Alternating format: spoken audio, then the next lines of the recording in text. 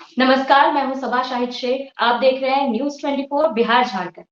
बिहार में लगातार अपराध बढ़ रहा है, माफिया बेलगाम हो रहे हैं। दरअसल बिहार के जमुई से एक घटना सामने आई, जहां दरोगा की बालू माफिया ने रौंद कर उन्हें उनकी हत्या कर दी, जिससे बिहार की कानून व्यवस्था पर तमाम सवाल उठ रहे हैं। हालांकि ये कोई पहला मामला नहीं है, इससे पहले भी बिहार में कई इस तरह के मामले सामने आ चुके हैं। तो बिहार की कानून व्यवस्था पर चर्चा के लिए हमारे साथ जुड़ रहे हैं हमारे सहयोगी अमिताभ कुमार जी। सर, बहुत बहुत स्वागत है आपका। हाँ सब बताइए। देखिए, आज जो घटना घटी है वो काफ़ी दर्दनाक है और बिहार पुलिस के लिए काफ़ी आज जो है काला दिन कहेंगे, क्योंकि आज सुबह जिस हम्म। तरह जैसे ही ये घटना घटने जो सामने आई है कि जमुई में एक ड्यूटी में तैनात सब इंस्पेक्टर की कुचल कर हत्या कर दी गई है बालू माफियाओं के द्वारा। उसके बाद एक बार फिर बिहार में कानून व्यवस्था पर सवालिया निशान लगे हैं और लगातार जी। जो खनन माफिया हैं वो उनके बारे हम्म। में एक बार फिर कहा जाने लगा कितना उनका मनोबल बढ़ गया है। देखिए, जो इलाका बिल्कुल। है जमुई का वो वहाँ पे पत्थर माफिया, बालू माफिया ये दोनों माफिया वहाँ काफ़ी सक्रिय हैं और जो गढ़ी थाना जहाँ पे ये प्रभात रंजन जो सब इंस्पेक्टर हैं 2018 बैच के वहाँ पे वो तैनात थे, वो इलाका काफ़ी जी। इसके लिए बदनाम रहा है और हाल के दिनों में वहाँ पे काफ़ी इस तरह के ऑपरेशन चले हैं, जिसमें बालू जी। माफियाओं की कमर टूटी है। और कल रात में ओडी ड्यूटी में, हम्म। नाइट ड्यूटी में वो थे अपने पुलिसकर्मियों के साथ जी। और जैसे ही उन्हें सूचना मिली थी, उसके बाद वो घटनास्थल की ओर गए थे और वहाँ जब जाने के बाद उन्होंने देखा कि कई ट्रैक्टर लगे हुए थे और ट्रैक्टरों को पकड़ने के लिए उन्होंने उन्हें ललकारा और इस बीच एक ट्रैक्टर जिसमें बालू लदा हुआ था, उसे रोकने की कोशिश की, लेकिन ड्राइवर ने गाड़ी रोकने की बजाय पुलिसकर्मियों हम्म। को ही ट्रैक्टर चढ़ा दिया, जिसमें एक जी। सिपाही तो बच गया, लेकिन जो सब हम्म। इंस्पेक्टर थे प्रभात रंजन वो और एक कांस्टेबल वो उसकी चपेट में आ गए। प्रभात रंजन की मौके पे ही मौत हो गई थी, जबकि जो जी। दूसरे कांस्टेबल जो होमगार्ड के जवान बताए जा रहे हैं कि उनकी स्थिति अभी गंभीर बनी हुई है, उन्हें रेफर किया गया जी। है। तो सर, इस घटना के बाद से तो बिहार की कानून व्यवस्था में सवाल उठ रहे हैं कि आखिर कहाँ चूक हो रही है, पुलिस प्रशासन से कहाँ चूक हो रही है। निश्चित तौर पे इस घटना के बाद फिर एक बार ये सवाल उठना लाज़मी भी है कि कानून हाँ। व्यवस्था की स्थिति क्या हो गई है जब अपराधियों में, माफियाओं में पुलिस का खौफ नहीं रहेगा। देखिए, और जी। सवाल उठना इसलिए भी लाज़मी है क्योंकि ये कोई पहली घटना नहीं है। इससे पहले पटना से सटे बिल्कुल। कोइलवर इलाके में वहाँ पे बालू माफियाओं ने माइनिंग इंस्पेक्टर और उनके साथ गए पुलिस टीम पर ज़बरदस्त हमला किया था, पत्थरबाजी की जी। थी, किसी तरीके से जान बचाकर वो भागे थे। लेकिन उस हुँ। घटना में कोई कार्रवाई नहीं हुई।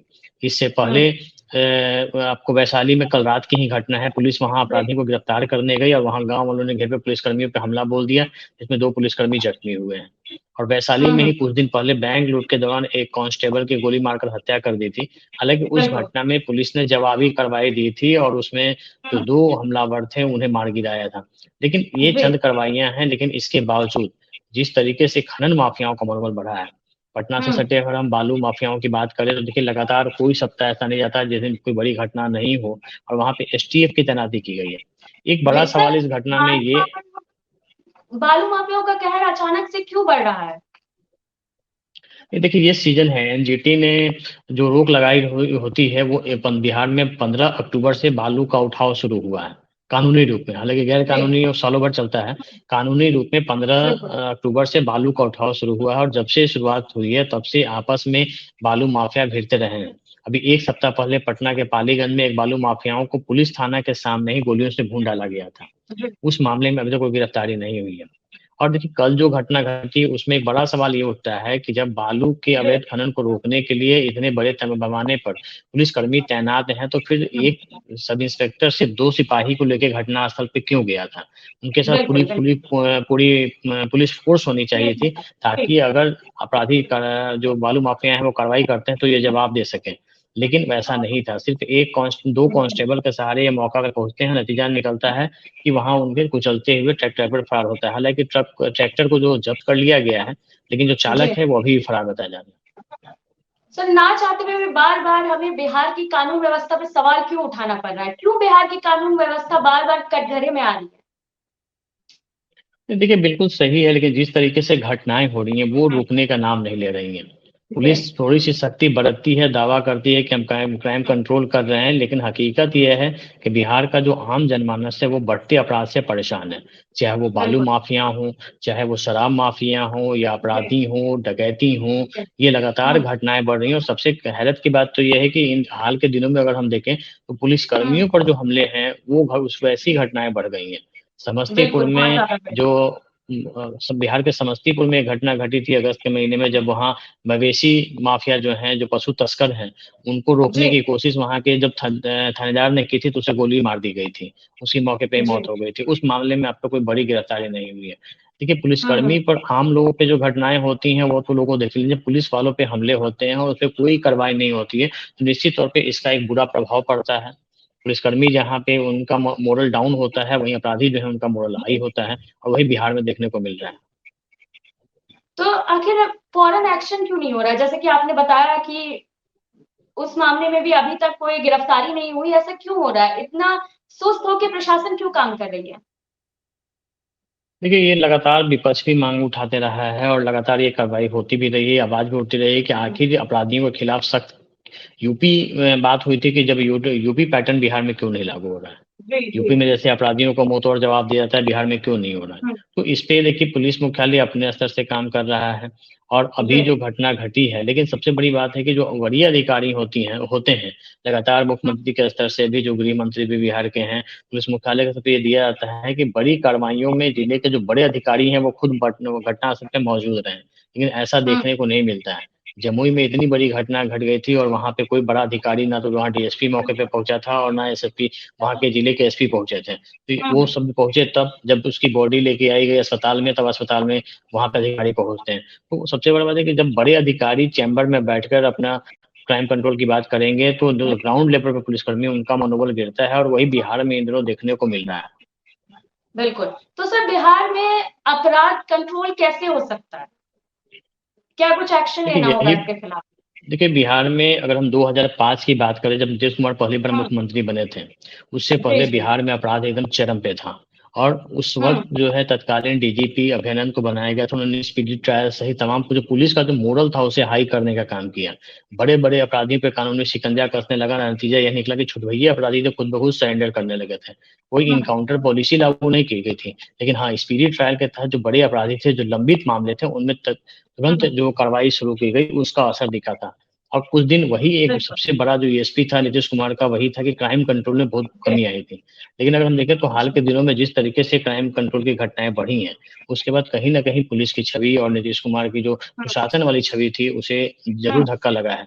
हालाँकि जब बिल पिछले साल दिसंबर में नए डीजीपी आरएस भट्टी को बनाया गया था, तो उम्मीद की जा रही थी कि इसके बाद क्राइम कंट्रोल होगा, पुलिसकर्मियों का मोरल हाई होगा, लेकिन वैसा कोई बहुत ज़्यादा असर देखने को नहीं मिल रहा है, क्योंकि घटनाएँ लगातार हो रही हैं।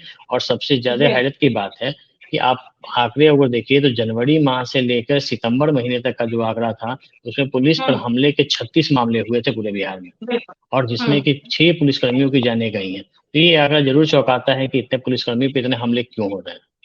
जी, सर जुलाई में भी एक खबर सामने आई थी कि बिहटा में फायरिंग की थी बालू माफिया ने, जिसमें एक निर्दोष की भी जान गई थी। तो आखिर माफियाओं के हौसले कैसे बुलंद हो रहे हैं? क्यों देखिए, बुलंद सिर्फ हो रहे हैं जुलाई महीने माफियाओं की के नहीं हौसले? बात कर रहे हैं। आपको मैं बता दूँ कि पिछले 15 दिन, सिर्फ 1 सप्ताह पहले बिहार पटना से सटे पालीगंज में जो है पटना जिले का ही जी, थाना है, वहाँ पे हुँ, बालू माफियाओं के 2 गुटों के बीच रात भर गोलियाँ चली थी।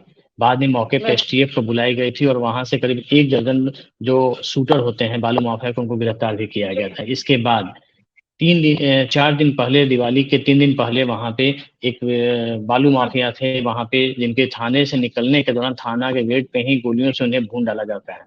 इसका ये खबर हुँ, भी है, लेकिन उसमें अभी तक गिरफ्तारी नहीं हो पाई है। तो बालू माफियाओं का एक बड़ा नेटवर्क यहाँ तैयार है, और जब से बालू जो खनन शुरुआत हुई है, उसके बाद आपसी जी, वर्चस्व को लेकर, और आपको पता है कि इसमें जो पकड़े गए थे, उसमें ये बात सामने आई कि पड़ोसी राज्यों से जो शूटर होते हैं, जो उनके हुँ, गनमैन होते हैं, उन्हें हायर करके लाया जाता है, 25,000 50,000 की हुँ, नौकरी पर उन्हें रखा जाता है, हुँ, ताकि वो बालू माफियाओं के लिए काम करें। और एक बड़ा-सा जी, सिंडिकेट जहाँ-जहाँ चाहे सोन ले लें, गंगा नदी ले लें, जमुई ले हुँ, लें, किऊल ले लें, इन इलाकों में जो बालू के जो घाट होते हैं, वहाँ पे कब्ज़ा जमाने हुँ, की कोशिश लगातार होती है, और उसमें कई गिरफ्तारियाँ भी होती हैं, लेकिन कहीं न कहीं वो पुलिस पर भारी पड़ते हैं, क्योंकि बहुत बड़ा जी, नेटवर्क है, बहुत बड़ा राजस्व की चोरी है, और पैसा इतना ज़्यादा है कि आप सोचिए कि एक-एक गनर को ये बालू माफिया 1-1 लाख रुपए महीना तक पे रखते हैं अत्याधुनिक हथियारों के साथ। इनका एक पूरा नेटवर्क तैयार है जिसे भेद पाना पुलिस के लिए मुश्किल होता है। जब घटना घटती है तो ये जाते हैं और सबसे ख़ास बात है कि रात भर पटना से सटे बिहटा में गोली चली थी, लेकिन जब पुलिस मौके पे पहुँची तो हुँ, हुँ। सिर्फ़ खून के छींटे मिले थे, दाग मिले थे, एक भी बॉडी बरामद नहीं कर पाई थी। जी। तो आपका क्या कहना है मतलब कि कैसे कंट्रोल कर सकते हैं हम बालू माफियाओं को? अपराध बालू देखिए माफियाओं का कैसे खत्म किया जाए? क्योंकि लगातार बिहार में ये देखने को मिल रहा है कि बालू माफिया का जो आतंक है वो चरम पर पहुँच रहा है। देखिए, निश्चित तौर पे आज के दिन में अगर पुलिस को बालू माफियाओं पर या खनन माफियाओं पे अंकुश लगाना है, तो उन्हें बहुत सख्त अपनी प्लानिंग करनी पड़ेगी, ब्लूप्रिंट तैयार करना होगा। लेकिन कहीं न कहीं 2 विभाग इसमें आते हैं, एक खनन विभाग आता है, दूसरा पुलिस स्थानीय पुलिस आती है। खनन बिल्कुल। विभाग और स्थानीय पुलिस मिलके ही काम करती है। देखिए, जो बिहार में बालू के लिए जो नॉर्म्स है, उसमें हुँ, एसपी की भूमिका सिर्फ़ इतनी ही है, कार्रवाई उसमें खनन विभाग को करनी है, पुलिस को सपोर्ट में रहना है।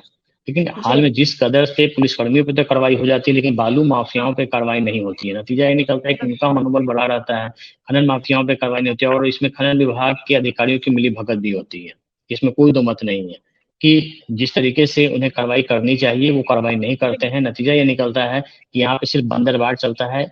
जहाँ भी बालू खनन का काम होता है, वहाँ पे खनन विभाग के अधिकारी, जिला प्रशासन के अधिकारी और पुलिस अधिकारियों को एक निश्चित रकम मुहैया करा दी जाती है और इसके बाद इनकी कार्रवाई जो होती है सिर्फ़ खानापूर्ति की होती है। इसके खिलाफ सख्त एक्शन लेने की ज़रूरत है, जैसे अभी पटना में गोलीबारी हुई, वहाँ एसटीएफ को लगाया गया, वहाँ पैरामिलिट्री हुँ, फोर्सेस को लगाया गया। तो इस तरीके से अगर दिया जाए तब जाके बालू पे कड़ी स्थानीय पुलिस इन माफियाओं का मुकाबला करने में सक्षम नहीं होती है। जी, अब देखिए रात में गोलीबारी चल रही थी और उसके हुँ, बाद जो है एक अगर दरोगा पुलिसकर्मी के साथ जाते हैं तो मुकाबला नहीं कर सकते हैं। इनके पास 3 और 3 की राइफल होती है, उनके पास AK-47 होती है। तो इसके लिए स्पेशल टास्क फोर्स को ज़िम्मा देना चाहिए कि तमाम बालू घाटों की मॉनिटरिंग वो खुद करें। बिल्कुल। जैसा कि यूपी में जो मॉडल यूज़ किया जा रहा है, बुलडोज़र कार्रवाई, एनकाउंटर वाला मामला, तो क्या बिहार में भी ऐसा कुछ सख्त कानून आना चाहिए? देखिए, ये मैं नहीं करता हूँ कि मैं अब यूपी को किसी के नगराज की नकल करें। बिहार ने खुद 2005 में एक मॉडल दिया था, पूरे देश का मॉडल दिया था, क्राइम कंट्रोल को हुँ, लेके और वो था स्पीडी ट्रायल, जो कानूनी प्रक्रियाएँ कोर्ट में केसेस लंबित होती हैं, उसमें दिया था और हुँ, उसका काफ़ी ही सकारात्मक प्रभाव पड़ा था। बड़े-बड़े बिल्कुल, माफिया जो कोर्ट में केस हो जाने के बावजूद बेल पर आज़ाद घूम रहे थे, उन्हें पकड़ कर जेल में डाला गया और इसका जी, नतीजा निकला कि जब ऊपर पे कार्रवाई होती है, तो नीचे पे ही असर पड़ता है। सिर्फ़ एनकाउंटर इसका ज़रिया नहीं है, लेकिन अब पुलिस को सख्त होना पड़ेगा। अपना रवैया हुँ, सख्त करना करना पड़ेगा और देखिए जो बिहार के डीजीपी हैं, जब उन्होंने पिछले साल दिसंबर में जॉइन किया था, तो उन्होंने पहले ही संबोधन में तमाम पुलिसकर्मियों को कहा था कि आप अपराधियों को दोहराइए, नहीं तो अपराधी आपको दोहराएँगे। लेकिन पुलिस बिल्कुल, तो अपराधियों को नहीं दोहरा पाई। नतीजा ये निकल जी, रहा है कि अपराधी अब पुलिस को दोहरा रहे हैं, उन्हें गोली मार रहे हैं, उन्हें उनका किडनैपिंग हो रहा है, उन्हें जी, रास्ता में जहाँ भिड़ंत हो रही है, मुठभेड़ हो जा रहा है।